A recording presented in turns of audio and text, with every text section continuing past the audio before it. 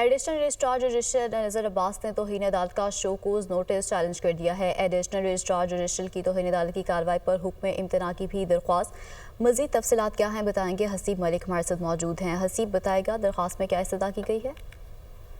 دیکھیں یہ basically additional registrar judicial جو ہیں نذر عباس کے خلاف جو توہین عدالت کا شوکوز نوٹس تھا ان کی جانب سے وہ چیلنج کیا گیا ہے، اور ایڈیشنل رجسٹرار جوڈیشل نذر توہین عدالت کی کارروائی پر حکم امتناع کی یہ درخواست دائر کی ہے۔ درخواست جو ہے وہ سماعت کے لیے بھی مقرر بھی کر دی گئی ہے۔ سپریم کورٹ نے نذر عباس کی انٹر کورٹ اپیل پر 6 رکنی بینچ تشکیل دے دی ہے، جس کی سربراہی جو ہے جسٹس جمال خان مندوخیل کریں گی، جبکہ بینچ کی اگر بات کی جائے تو جسٹس محمد علی مظہر، جسٹس اطہر من اللہ، جسٹس حسن اظہر رضوی، جسٹس شاہد وحید اور جسٹس مسرت ہلالی پر مشتمل یہ 6 رکنی بینچ ہے، جو کہ 27 جنوری کو سماعت کرے گا، اور 6 رکنی لارجر بینچ 27 جنوری کو دن 1 بجے یہ جو ہے اپیل کے اوپر سماعت کرے گا۔ تو یہ اہم ڈیولپمنٹ سامنے آئی ہے، کیونکہ گزشتہ روز دیکھا گیا کہ جسٹس منصور علی شاہ کی جانب سے توہین عدالت کیس کے اوپر فیصلہ محفوظ کیا گیا تھا، جس کے بعد یہ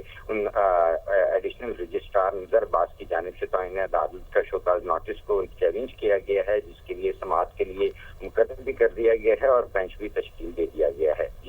بینچ بھی تشکیل دے دیا گیا ہے۔ حسیب بہت شکریہ آپ کا۔